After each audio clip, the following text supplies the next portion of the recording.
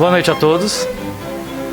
Que o Mestre Jesus faça presente mais essa noite entre nós, nos iluminando através das palavras edificantes do seu Evangelho, que possa servir de luz a todos os nossos corações, que possamos juntos aprender um pouquinho sobre essa doutrina que nos acolheu e tanto tem nos ensinado e transformado os nossos corações na longa marcha evolutiva que todos nós, espíritos ainda endividados de um passado longínquo de equívocos, voltamos ao círculo da carne para podermos, unidos, buscarmos o auxílio necessário para a renovação das nossas almas.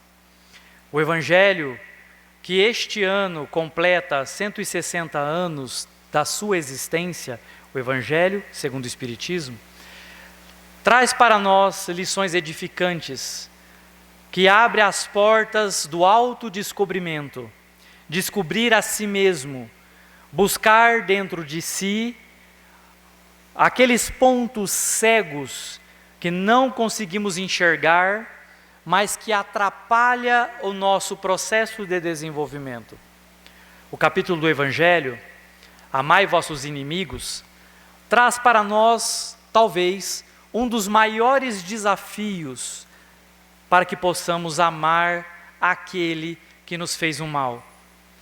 Quando nós podemos observar a história do Mestre Jesus, nós vamos observar que ela foi dotada de muitos ensinamentos, onde ele fez curas e trouxe sermão, parábola, orientações vastas.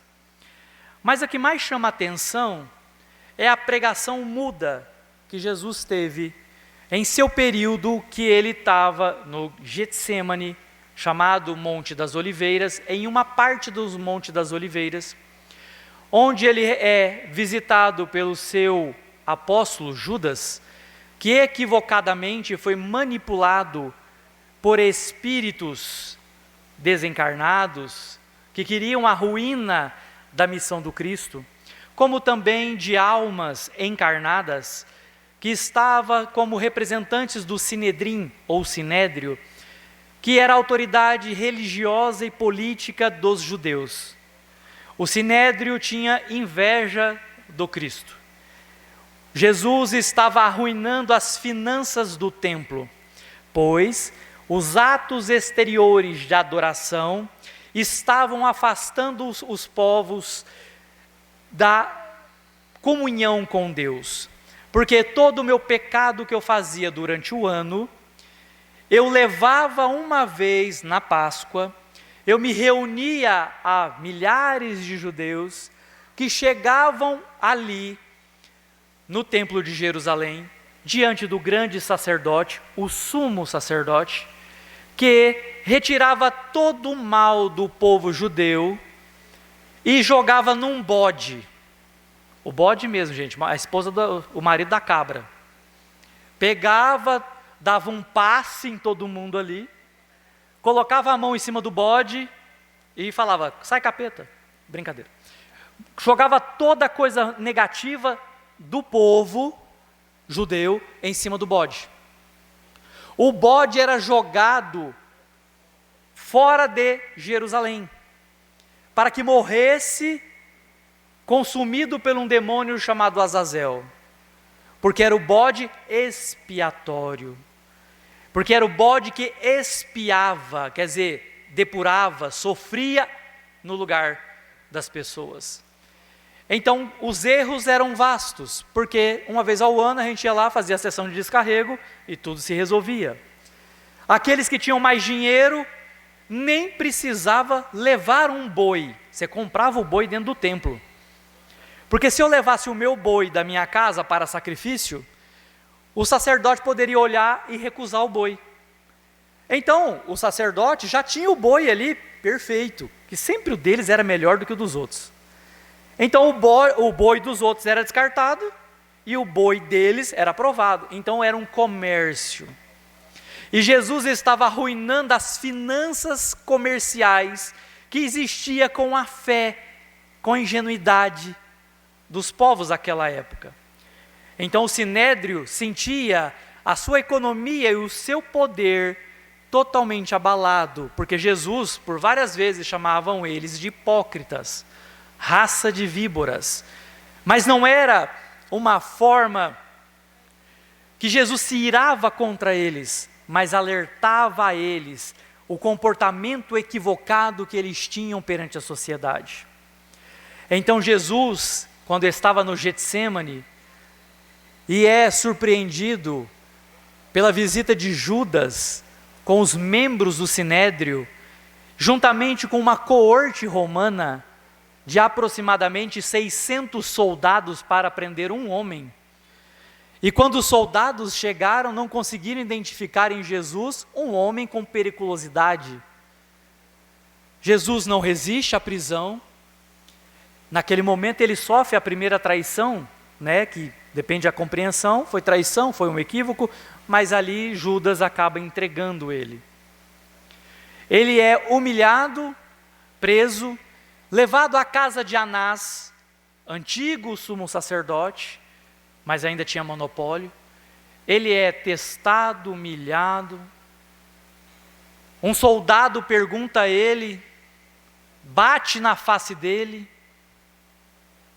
e ele ainda torna a perguntar: por que me bateste, se não te fiz mal algum? Tornando a redarguir uma situação, a devolver uma situação para que aquele soldado refletisse no ato equivocado. Levado então a Caifás, mandado a Antipas, devolvido a Pilatos, uma noite inteira de sofrimentos, humilhações, depois é chicoteado, crucificado. Por que será que Jesus, nesse momento, ele não precisou fazer nenhum sermão? Porque a vivência dele ali, naquele momento, estava deixando para nós uma das maiores pregações sem palavras, que ficou para todos nós e fica até hoje, um chamado ao desafio de amar os vossos inimigos. Porque antigamente, a lei antiga falava que nós deveríamos amar os nossos amigos e odiar os inimigos. Essa era a lei do Antigo Testamento. Mas aí a lei de Jesus vem nos desafiar. Amar aquele que nos ama, que recompensa teremos? Se até mesmo os criminosos amam aqueles que os amam.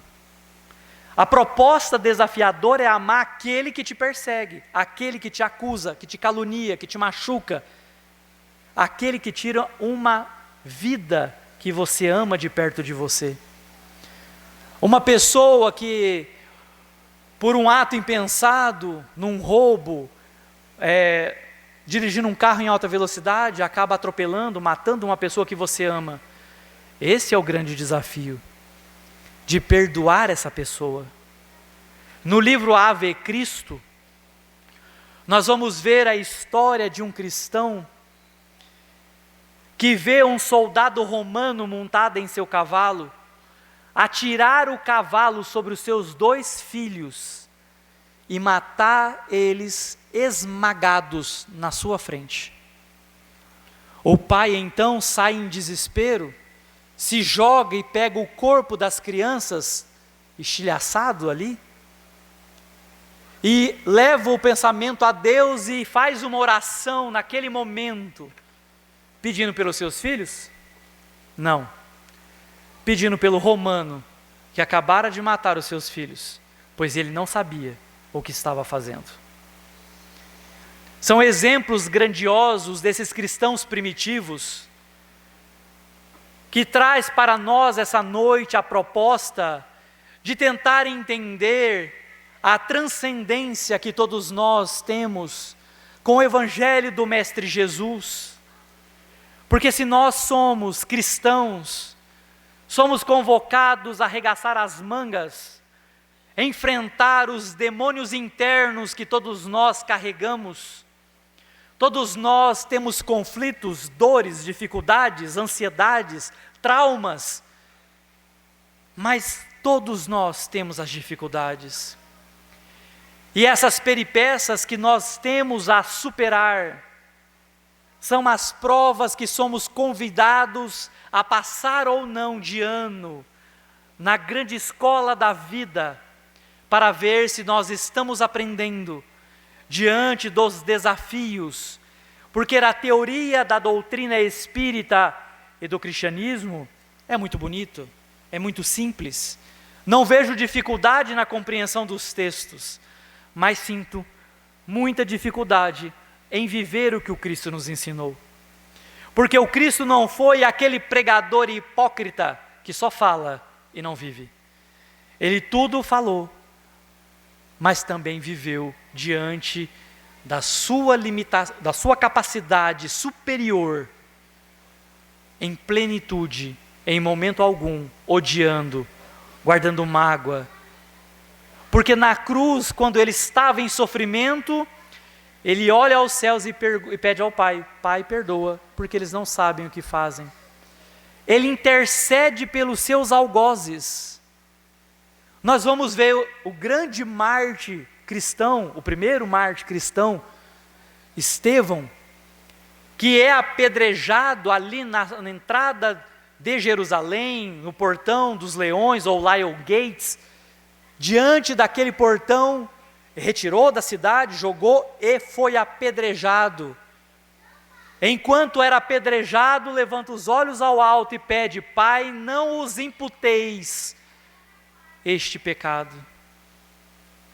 O que fez destes homens, destas mulheres cristãs, conseguir superar o ódio, o orgulho, o egoísmo, a vaidade ferida, para que transcendesse sobre todas essas más influências, essas ervas ruins, que são germinadas por nosso consentimento, porque nós permitimos que as ervas daninhas, os defeitos morais, nasçam em nós.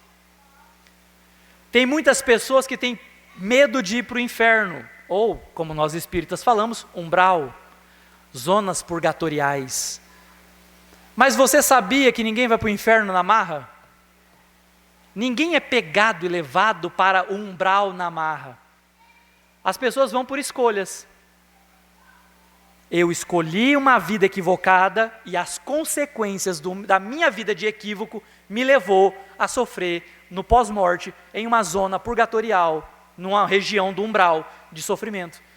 A Deus que me mandou para o umbral. Não. Foi o capeta que me levou para o umbral. Não. Para de colocar no outro a responsabilidade dos seus atos. Chega. Temos que encarar os nossos desafios. Entender que a minha escolha errada de espalhar maledicência, porque nós chamamos a fofoca de atualização da vida alheia, e todos nós, infelizmente, ou a grande maioria de nós, gostamos, e damos corda, porque quando a gente não comenta, a gente fica: mas é mesmo? Porque conta mais, fala mais, meio que tímido de não perguntar, de não querer fazer parte da fofoca, mas doido para saber da fofoca. Será que uma maledicência, um ato impensado poderia prejudicar vidas? Como nós estamos vendo pessoas que estão suicidando, porque na mídia estão falando que ela namora ciclano, beltrano, e ela se mata. Porque nós não sabemos a fragilidade que as pessoas enfrentam. Eu sempre falo, nós temos o CPF e o CNPJ. Eu, CNPJ, sou funcionário da prefeitura. E lá eu tenho uma personalidade, que é a minha persona funcionário. Eu, CPF, sou o Fernando, que tem uma outra postura, porque a minha vida particular é totalmente diferente da minha vida pública. Então a vida pública de uma pessoa que você vê que parece que está boa, pode não estar. E parece que quando a gente fala com irresponsabilidade sobre ela, e ela pode cometer um ato impensado, porque ela só precisa de um gatilho, e você dá. E aí fala: eu não sei porque vim para o umbral, não entendi. Acho que Deus não é tão bonzinho assim, foi injusto comigo. Mas nós não entendemos o que nós deixamos para trás. Qual é o rastro que um rinoceronte deixa no jardim? Destruição. E uma borboleta? A delicadeza de planar e voar sob as flores. Qual é o rastro que você está deixando aqui na terra? Porque tem pessoas que são rinoceronte no jardim do sentimento dos outros. Não, tem que falar a verdade mesmo. Eu é assim, comigo é assim, eu vou falar a verdade. Doa quem doer. E vai o rinoceronte atravessando o campo, destruindo tudo onde passa. E acha que está ajudando alguém. Nós vivemos em tempos diferentes. Se eu fui criado ouvindo verdades de forma inconsequente, não é mais para ser usado dessa forma, porque os tempos são outros. Os desafios são outros. Nós lidávamos com muita doença do corpo, que não tinha diagnóstico, não tinha remédio, não tinha nada. Hoje nós temos diagnóstico, temos remédio, temos tratamento para quase todas as doenças. Mas as doenças emocionais nós estamos tendo muita dificuldade. Porque a parte medicamentosa ajuda, mas não resolve. Porque a pessoa com problemas emocionais tem que ser tratado espiritualmente, medicamentosamente, com terapia, com atividade física, com mudança alimentar. E as famílias estão cansadas de fazer todo esse trabalho, convivência. Está difícil. Nós que trabalhamos na ponta, na saúde, nós sabemos como que está difícil. O uso indiscriminado de medicamentos para dormir, para acordar, para sorrir, para deixar de chorar, para viver, para acordar, para abrir o olho. É tudo remédio. Tem quem precisa de medicamento e tem quem está abusando de medicamento. E o medicamento causa dependência e causa lesão futuramente. Será que eu posso então chegar rasgando verdades e acusando e falando, você está sofrendo porque escolha é sua? Porque o Fernando falou que ninguém vai para o inferno, na marra, vai porque quer, você está indo para lá porque você quer. Isso é forma de abordar? Não é forma de abordar. Nós temos que levar os nossos irmãos o consolo do Cristo e deixar o nosso desespero, a nossa opinião particular em segundo plano. As pessoas hoje, todos nós precisamos de Jesus. Por que Jesus foi um homem diferente? Porque quando apareceu para ele, Maria de Magdala, uma prostituta, ele teve um comportamento de acolhê-la. Quando Zaqueu, o publicano, aparece para ele um homem detestado perante a sua raça, Jesus o acolhe e o orienta. Quando Nicodemos, um fariseu muito bem-sucedido, cheio de conhecimento, chega para Jesus, Jesus não humilha, não faz sarcasmo com ele, mas o acolhe também amorosamente. Porque todos aqueles que chegaram no Cristo, receberam uma palavra de alento, de esperança, de consolo. Porque aqueles que estavam ali, como Maria de Magdala, que era tida como uma mulher impura, que era imperfeita, que ela ia ser jogada ao sofrimento eterno, recebe de Jesus a promessa do reino dos céus, se ela aceitasse se converter de fato a pessoa. Ninguém está perdido aos olhos do Cristo. Nós podemos estar em uma vida momentânea de equívocos.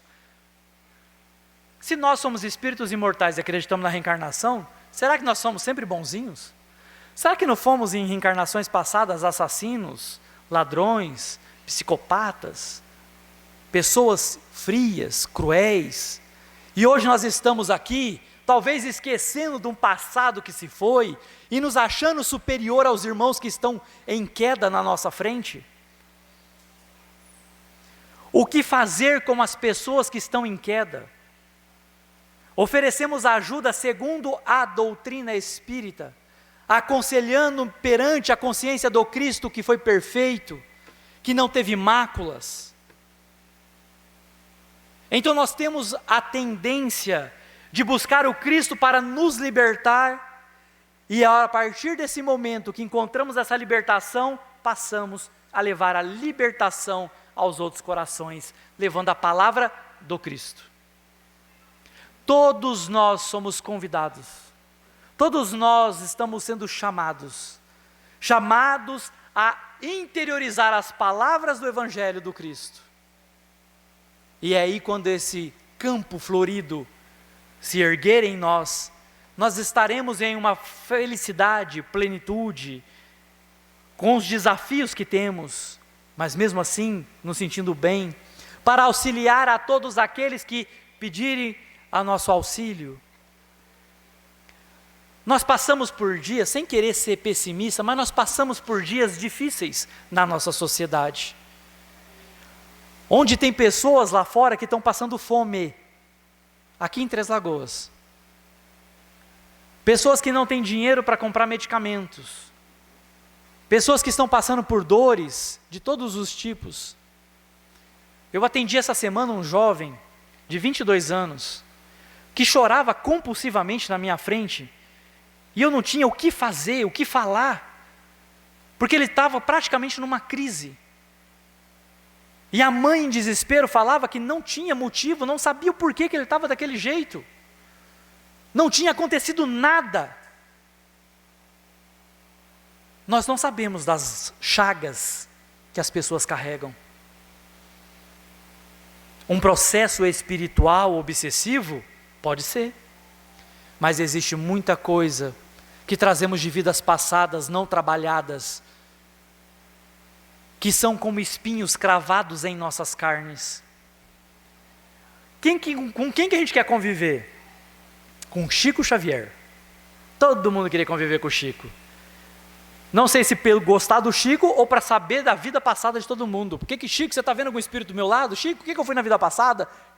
Mas todo mundo queria ficar perto de uma pessoa que trazia harmonia. Ninguém está disposto a ficar perto de uma pessoa que precisa de ajuda. Nós nos fechamos.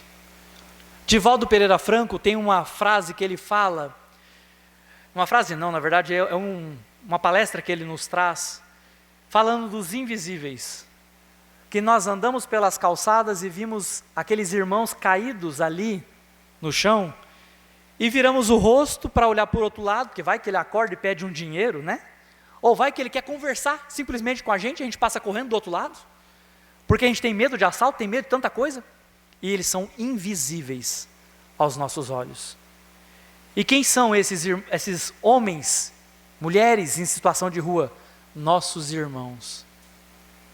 E se fosse sua mãe reencarnada, jogada naquele catre? Seu pai, seu filho? Como você encararia aquela pessoa que está jogada ali? Porque nós temos tanto zelo com nossos animais, e tanto desprezo pela raça humana. Como que nós podemos amar o inimigo, se aquele que não me faz mal, eu não consigo amar? Eu não consigo enxergar, eu não consigo ter paciência, eu não consigo ajudar. Eu não estou disposto em doar de mim, porque dízimo é dar de si. E não é só dinheiro. O dar de si, empresta teu ouvido para alguém, deixa a pessoa desabafar, uma palavra amiga, um conforto. Tem pessoas que só precisam te ouvir. Ou melhor, que você escute ela. Então nós temos que começar a nos encarar e ver como que eu estou me comportando. Como que é a minha vida. Porque para amar o inimigo, está tão lá em cima, no pedestal ali da dificuldade, que eu não estou amando dentro da minha casa. Quantos irmãos não combinam? Quantos filhos? Eu tenho um monte de idosos na minha área, que são órfãos de filhos vivos. Que os filhos não querem dar remédio, que os pais, alguns analfabetos, alguns já com demência senil, em situação de abandono. Eu denuncio quase toda semana um idoso abandonado que tem filho, que não está nem aí para eles.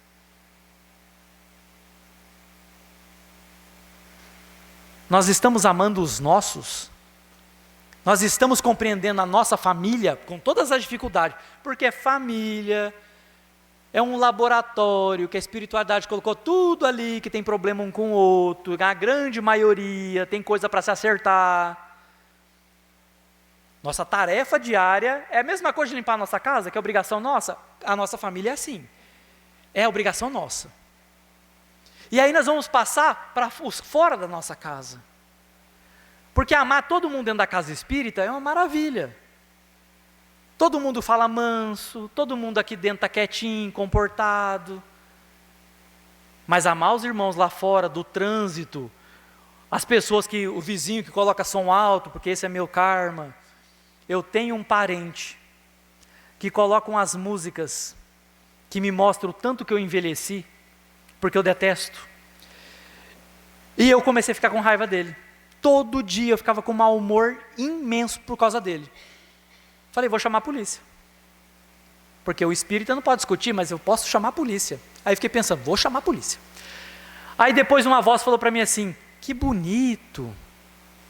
Então você é desses que fala, mas não observa os seus próprios atos? Aí eu pensei, falei, ai meu Deus, é um obsessor, só pode. Mas falou a pura verdade. Me alertando para uma coisa que eu não estava enxergando. Quando você está dirigindo o seu carro, não tem aquele ponto cego ali que o bicicleteiro adora ficar naquele rumo? Parece que eles adivinham, eles acertam e ficam exatamente naquele, é ali, é o ponto cego.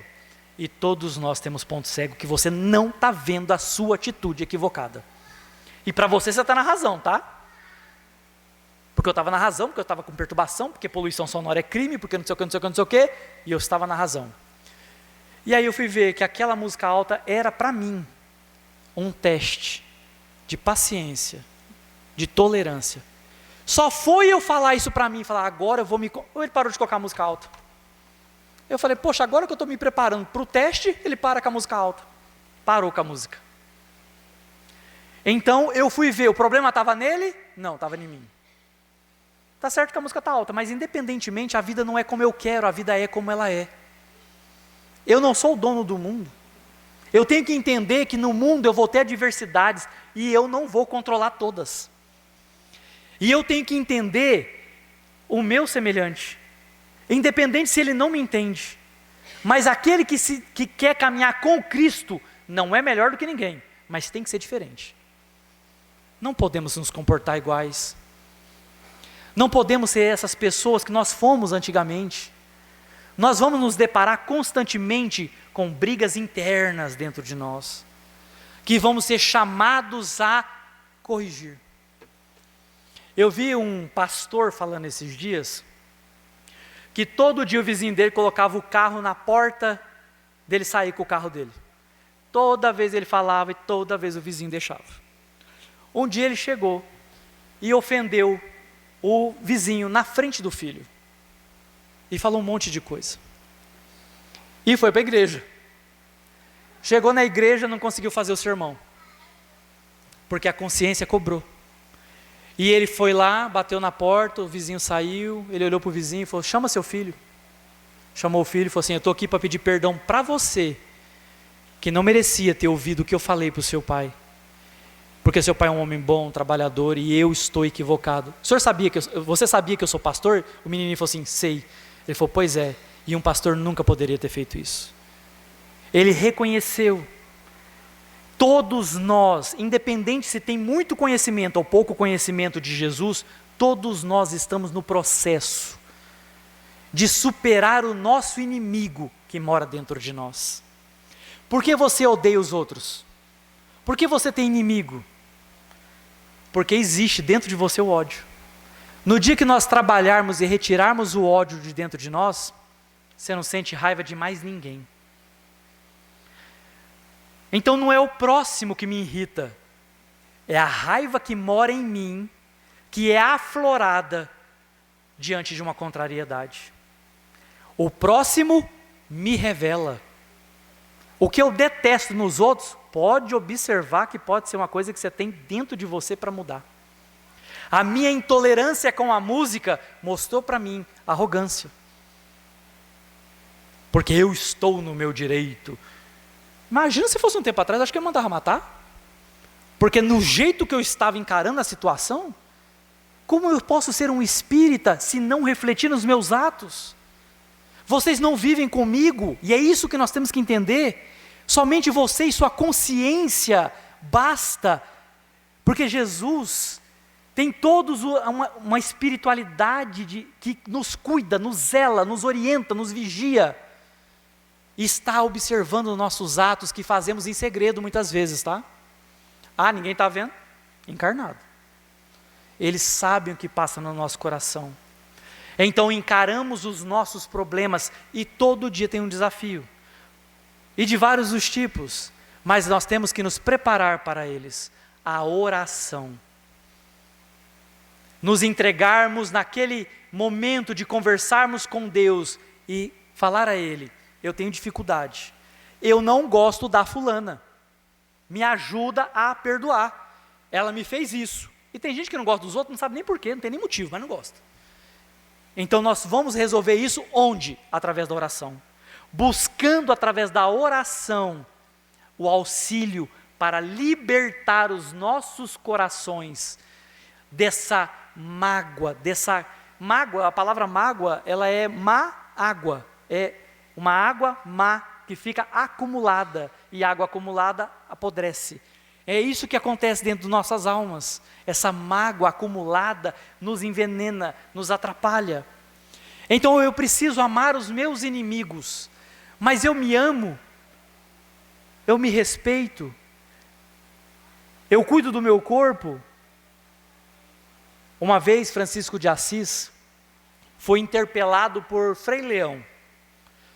E Frei Leão chegou para ele e falou: paizinho, ele era chamado de paizinho, paizinho, tem um irmão que tem um jumentinho, mas ele judia tanto do jumentinho, bate no jumentinho, deixa o jumentinho sem comer, sem beber, sem dormir, faz horas extras trabalhando com o jumentinho, e o jumentinho está sofrendo. E todo mundo sabe que Francisco de Assis amava os animais. E Francisco fica indignado e fala: mas onde está esse homem? Nós temos que ir lá conversar para não fazer mais isso com o jumentinho. E aí o Frei Leão fala: este homem é você, paizinho, que está acabando com o seu corpo, que é o seu jumentinho que carrega o seu espírito. Porque ele trabalhava tanto pela caridade que não comia, não bebia, não dormia, trabalhava em excesso pelos outros e não estava cuidando do próprio corpo, que era o jumentinho que carregava a alma dele.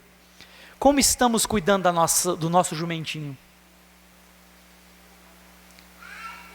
Cuidando dos nossos, cuidando daquelas pessoas que estão ao nosso redor. Talvez nós estamos com um irmão que trabalha com a gente olha para ele, ele está com a cara fechada, sofrida, a gente não pergunta nada, a gente não quer saber de nada, a gente não está ali para ajudar ninguém. Como que eu vou amar aquele que me odeia, aquele que me persegue, aquele que me fez mal? Você entende que são processos gradativos de amor, de desenvolvimento deste amor que nós somos chamados, amando dentro de casa, amando a nós mesmos. E amar a si mesmo é se valorizar, é cuidar de si, você tem que se achar bonito, você tem que olhar para você e entender que todas as fases da sua vida têm beleza, que você é perfeito mediante o corpo que você recebeu, porque tem milhares ou milhões de pessoas que queriam ter o nosso corpo. Se você se acha feio, queria um corpo novo, tem um monte de atrofiados, um monte de pessoas com deficiências que adoraria ter o nosso corpo, que a gente está louco para descartar. Ah, mas eu estou ficando velho, eu queria trocar de corpo. Todo mundo queria um corpo jovem, mas tem tanta gente que queria pelo menos andar, enxergar, falar, ouvir, ou poder comer, porque tem gente que é alimentado por outros. E nós temos tudo, mas nós somos insatisfeitos. Nós somos sedentos de uma água que não mata a nossa sede. Sorvemos a água salgada do mundo para matar a nossa sede, e ela só aguça cada vez mais a nossa vontade de beber água. Então todos nós somos chamados a beber a água viva, que é trazida do Cristo, a água que nos muda, que nos transforma, que nos anima a continuar progredindo. Nós temos a necessidade de buscar nesse manancial, que é o Evangelho segundo o Espiritismo, os ensinamentos necessários, porque traz ferramentas para cada um lavourar dentro de si, trabalhando através do burilamento, porque toda vez que eu desperto a minha consciência, através do conhecimento, ela me cobra. Eu estava irritado com meu vizinho e eu fui alertado através da minha consciência ou de um espírito amigo, para que eu refletisse no ponto cego que eu não estava enxergando dentro de mim. Então todos nós, através do Cristo, nós somos convidados a reflexões, a ensinamentos. Somos crianças de passos vacilantes diante da eternidade. Nós vamos tombar por várias vezes ainda, mas como uma criança não desiste de caminhar, nós não podemos também desistir. Não interessa quantos tombos as criancinhas caem, elas estão forçando levantar e para poder andar. Ainda com as pernas bambas e vai até firmar. E esse é o processo nosso espiritual. Não se preocupe com os tombos, se preocupe em conhecer o Cristo. Porque os tombos serão menores, as dores serão menos sentidas. Ele é o amigo de todas as horas, que nos orienta, nos protege. Podemos orar a Ele a todos os momentos e receberemos dele as orientações necessárias por um amigo, por um livro, por um sonho, por uma palavra amiga, que seja uma intuição, mas nós não vamos estar desamparados. Nós temos uma ferramenta que é a oração e não utilizamos. Conversa com a espiritualidade. Se tiver de chorar, chore, desabafe, peça força.